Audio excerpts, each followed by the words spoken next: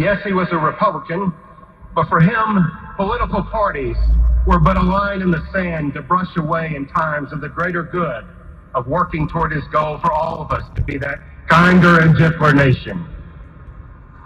The gospel that Dean Hollis just read for us a moment ago reminds us that Jesus told his followers to be the light of the world, so that the world could turn their hearts toward God and toward others. Let your light shine before others so that they may see your good works and give glory to your Father in heaven. And so was President Bush. His life was defined by his faith and his service that are worthy of all those made in God's image. In September of 1990, President Bush spoke to those gathered outside those doors for the dedication of this great cathedral. And he pointed inside to that magnificent rose window right there from the outside.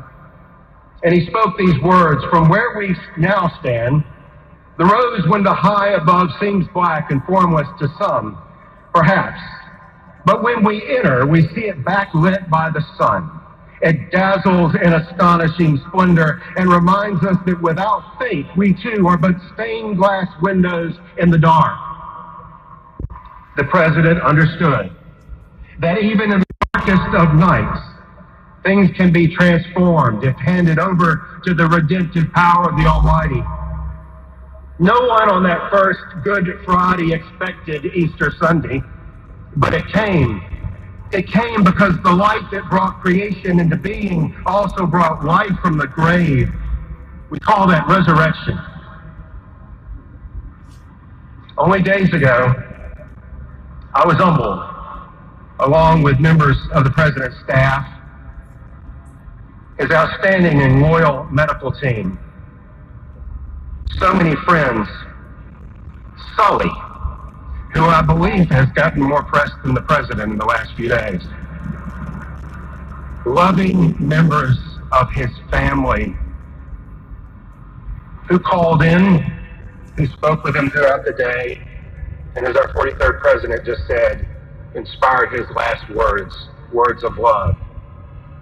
Sitting with us was someone the president liked to call his little brother, James Baker, and his wife, Susan.